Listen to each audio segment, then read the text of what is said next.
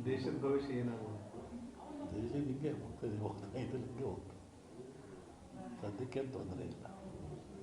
ಅನೇಕ ಆಪತ್ತುಗಳಿದ್ದಾವೆ.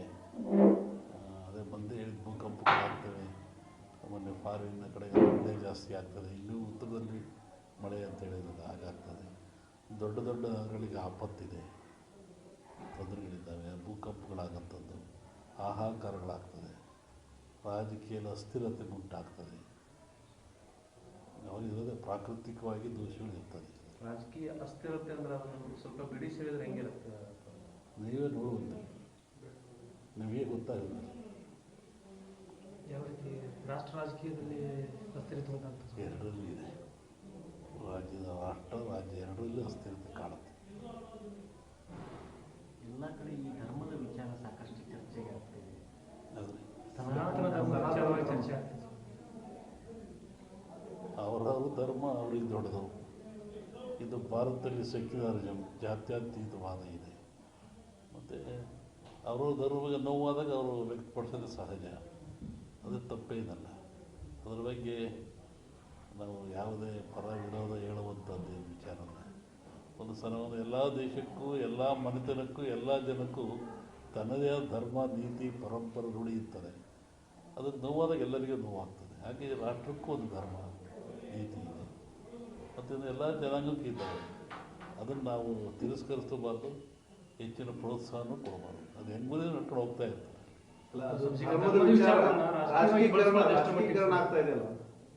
ಧರ್ಮದಲ್ಲಿ ರಾಜಕೀಯ ಇರಬಾರ್ದು, ಅದು ಅಪಾಯ ಆಗ್ತದೆ. ಪ್ರಜಾಪ್ರಭುತ್ವಕ್ಕೆ ರಾಜಕೀಯಕ್ಕೆ ಅಪಾಯವಾಗ್ತದೆ. ರಾಜಕೀಯ ಬೆರೆಸಬಾರ್ದು. ಇಲ್ಲಪ್ಪ, ಈಗ ಧರ್ಮದ ಮೇಲೆ ಓಟ್ ಕೇಳಿ ಅಧಿಕಾರಕ್ಕೆ ಬಂದಂಥ ಪರಿಸ್ಥಿತಿ ಸೃಷ್ಟಿಯಾಗ್ಯದ ದೇಶದೊಳಗೆ. ಧರ್ಮಾಧಾರಿತ ರಾಜಕಾರಣನೂ ನಡೆದು ಅದು ಅವರಿಗೆ ಸಂಬಂಧಪಟ್ಟದ್ದು ಅಲ್ಲ. ನೀವು ಹೇಳಿದ್ರಲ್ಲಪ್ಪ, ಈಗ ಧರ್ಮ ರಾಜಕೀಯ ಬೆರಿಬಾರ್ದು ಅಂತ ಹೇಳಿದ್ರಲ್ಲ. ಆದ್ರೆ ನಾವು ಒಂದು ಜನರ ನಡುವಲ್ಲ ದ್ವೇಷ ಗೊತ್ತಾಗಲ್ಲ. ಅದನ್ನು ಅವರೇ ಹೇಳ್ಬೇಕು, ಏನು ನೋವಾಯಿತು ನಿಮಗೆ ಸಮಾಜಕ್ಕೆ ಹೇಳಿ. ಇಲ್ಲ ನಾವು ತಿಳ್ಕೋಬೇಕು, ಏನು ನ್ಯಾಯ ಇರ್ಬೋದಲ್ವೇ. ಸಾವಿರಾರು ವರ್ಷಗಳ ದಾಸ್ಯ ಅನುಭವಿಸಿದವರಿಗೆ ಗೊತ್ತು. ಕೆಣಕೋದು ಬೇಡ. ಪ್ರತಿ ವರ್ಷ ನಮ್ಮ ಸಂಜೀವರ ಮನೆಯಲ್ಲಿ ಈ ಶ್ರಾವಣದ ಒಂದು ದಿವಸ ಪೂಜೆ ಮಾಡಿಸ್ತಾರೆ. ಇದು ಪದ್ಧತಿ, ಅವ್ರಿಗೂ ನಮಗೂ ಒಂದು ಪದ್ಧತಿ. ಗದಿಗ ನಮ್ಮ ಸಂಕೇಶ್ವರ ಒಂದು ವರ್ಷಕ್ಕೊಂದ್ಸತಿ ಕರೆಸ್ತಾರೆ. ಹೋದವರು ಅಲ್ಲಿ ಬಂದಿದ್ದೆ, ರಾಜ್ಯದಲ್ಲಿ ಮಳೆ ಇಲ್ಲ, ಸಂಪೂರ್ಣವಾಗಿ ಮಳೆ ಕಡಿಮೆ ಆಗಿದೆ. ಮನುಷ್ಯ ಎಷ್ಟು ತಪ್ಪು ಮಾಡಿದರೂ ಆ ಭಗವಂತ ಕ್ಷಮಿಸ್ತಾನಂತೆ. ಮನುಷ್ಯ, ಪ್ರಾಣಿ, ಭೂಮಿ ಏನು ಮಾಡಿದ್ರು ಸೃಷ್ಟಿಕರ್ತ ಅವನೇ ಅಲ್ಲದೆ ಅವನು ಕ್ಷಮಿಸ್ತಾನಂತೆ. ಆದರೆ ಮನುಷ್ಯ ಮಾಡಿದ ಕರ್ಮಗಳು ಅವನು ಕ್ಷಮಿಸಲ್ವಂತೆ. ಭಗವಂತ ಕ್ಷಮಿಸಿದರೂ ಮನುಷ್ಯ ತಾನು ಮಾಡಿದ ಕರ್ಮಗಳನ್ನು ಅವೇ ಕ್ಷಮಿಸಲ್ಲ. ಹಾಗಾಗಿ ಮನುಷ್ಯನ ಕರ್ಮಬಾಧೆಗಳು ಹೆಚ್ಚಾದಾಗ ಇವೆಲ್ಲ ಸಾಮೂಹಿಕವಾಗಿ ಅನುಭವಿಸಲೇಬೇಕಾಗ್ತದೆ. ಹಾಗೆ ಮಳೆ, ಭೂಕಂಪಗಳು, ಅರ್ಥಕ್ವೇಕ್ಗಳು ಅಥವಾ ನಡೀತಾ ಇರ್ತವೆ. ಏನೂ ಆಗಲ್ಲ, ಬರುತ್ತೆ. ತಮಾಷೆ ಅಂತ ಬರುತ್ತೆ, ಮಳೆ ಏನು ತೊಂದರೆ ಇಲ್ಲ. ಈ ಬಾರಿ ಏನಾದರೂ ಇದೇ ಪರಿಸ್ಥಿತಿ ಮುಂದುವರಿಯುತ್ತೆ? ಇಲ್ಲ, ಚೆನ್ನಾಗುತ್ತೆ, ತೊಂದರೆ ಏನಾಗಲ್ಲ. ಬರಗಾಲ ಛಾಯೆ ಇರ್ಬೋದು, ಅನುಕೂಲ ಆಗುತ್ತೆ. ಆ ಥರ ಹೇಳ್ಕೊಂಡು ಮಟ್ಟಕ್ಕೆ ಏನಿಲ್ಲ, ಚೆನ್ನಾಗಾಗುತ್ತೆ. ಮೊನ್ನೆ ವಸತಿ ಹೇಳಿದ್ವಲ್ಲ, ಬೆಳಗಾವಿನಲ್ಲಿ ಶ್ರಾವಣ ಮಧ್ಯಭಾಗದಲ್ಲಿ ಮಳೆ ಬರ್ತಾರೆ. ನೀವು ಉತ್ತರ ಕರ್ನಾಟಕದಲ್ಲಿ ಆಯಿತು, ಎಲ್ಲ ಕಡೆಗೂ ಆಯ್ತಲ್ಲ. ಈಗ ಅಮಾವಾಸ್ಯೆ ನಂತರ ಇಲ್ಲಿ ಬರುತ್ತೆ, ತೊಂದರೆ ಇಲ್ಲ. ಅಮಾವಾಸ್ಯೆ ನಂತರ ಈ ಕಡೆ ಈಗ ರಾಜಕೀಯದಲ್ಲಿ ಬೇರೆ ಬೇರೆ ರೀತಿಯ ಬೆಳವಣಿಗೆಗಳು ನಡೆದವು. ಮೈತ್ರಿಗಳು ಯಾವ್ಯಾವ ಪಕ್ಷಗಳು ಲೋಕಸಭಾ ಚುನಾವಣೆ ಪೂರ್ವದಲ್ಲಿ ರಾಜಕೀಯ ಬಗ್ಗೆ ಅದು ಬಂದಾಗ ಹೇಳೋದು, ಈಗೇನದ್ರ ಅವಶ್ಯಕತೆ ಇಲ್ಲ. ಇನ್ನೇನು ಬಂದೇ ಬಿಡುತ್ತಾ ಹೇಳೋದು ಇನ್ನೊಂದ್ಸತಿ ಗೊತ್ತಿಲ್ಲ ಅವಾಗ. ಅಲ್ಲ, ಇದೇ ಪರಿಸ್ಥಿತಿ ಕಂಟಿನ್ಯೂ ಆಗುತ್ತೋ ಲೋಕಸಭೆಯಲ್ಲಿ ಏನಾದರೂ ಬದಲಾವಣೆ ಕಾಣಬಹುದು? ಹೇಳ್ತೀನಿ ಆ ಕಾಲಕ್ಕೆ. ಈಗ ಬಿಜೆಪಿ ಅವರು JDS ಅವರು ಹೊಂದಾಣಿಕೆ ಮಾಡೋದು ಅದು ನಮಗೇನು ಸಂಬಂಧ, ಅದ್ರ ಬಗ್ಗೆ ನಮಗೇನು ವಿಚಾರ ಅಂತ ಹೇಳಬಾರ್ದು. ದೇಶದ ಭವಿಷ್ಯ ಏನಾಗುತ್ತೆ? ದೇಶ ಹಿಂಗೆ ಹೋಗ್ತಾ ಇದ್ದೀವಿ, ಹೋಗ್ತಾ ಇದ್ದರೆ ಹಿಂಗೆ ಹೋಗ್ತದೆ. ಸದ್ಯಕ್ಕೆ ತೊಂದರೆ ಇಲ್ಲ. ಅನೇಕ ಆಪತ್ತುಗಳಿದ್ದಾವೆ. ಅದೇ ಬಂದೇ ಹೇಳಿದ ಭೂಕಂಪಗಳಾಗ್ತವೆ. ಮೊನ್ನೆ ಫಾರಿನ್ನ ಕಡೆ ಮಳೆ ಜಾಸ್ತಿ ಆಗ್ತದೆ. ಇನ್ನೂ ಉತ್ತರದಲ್ಲಿ ಮಳೆ ಅಂತ ಹೇಳಿರೋದು ಹಾಗಾಗ್ತದೆ. ದೊಡ್ಡ ದೊಡ್ಡ ನಗರಗಳಿಗೆ ಆಪತ್ತಿದೆ, ತೊಂದರೆಗಳಿದ್ದಾವೆ, ಭೂಕಂಪಗಳಾಗಂಥದ್ದು, ಹಾಹಾಕಾರಗಳಾಗ್ತದೆ, ರಾಜಕೀಯದ ಅಸ್ಥಿರತೆ ಉಂಟಾಗ್ತದೆ. ಅವರಿರೋದೇ ಪ್ರಾಕೃತಿಕವಾಗಿ ದೋಷಗಳಿರ್ತದೆ.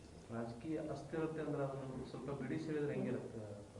ನೀವೇ ನೋಡುವುದು, ನಿಮಗೆ ಗೊತ್ತಾಗುತ್ತೆ.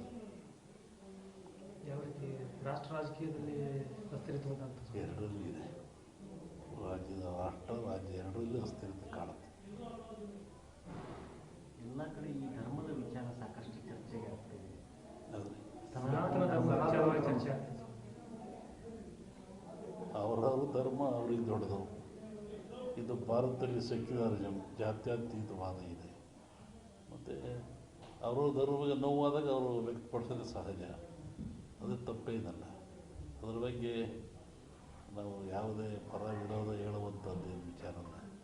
ಒಂದು ಸಲವನ್ನು ಎಲ್ಲ ದೇಶಕ್ಕೂ, ಎಲ್ಲ ಮನೆತನಕ್ಕೂ, ಎಲ್ಲ ಜನಕ್ಕೂ ತನ್ನದೇ ಆದ ಧರ್ಮ, ನೀತಿ, ಪರಂಪರೆ ರೂಢಿ ಇರ್ತದೆ. ಅದು ನೋವಾದಾಗ ಎಲ್ಲರಿಗೂ ನೋವಾಗ್ತದೆ. ಹಾಗೆ ರಾಷ್ಟ್ರಕ್ಕೂ ಒಂದು ಧರ್ಮ, ನೀತಿ ಇದೆ ಮತ್ತು ಎಲ್ಲ ಜನಾಂಗಕ್ಕೂ ಇದ್ದಾವೆ. ಅದನ್ನು ನಾವು ತಿರಸ್ಕರಿಸಬಾರ್ದು, ಹೆಚ್ಚಿನ ಪ್ರೋತ್ಸಾಹನೂ ಕೊಡಬಾರ್ದು. ಅದು ಹೆಂಗುದೇ ನಡ್ಕೊಂಡು ಹೋಗ್ತಾ ಇರ್ತದೆ.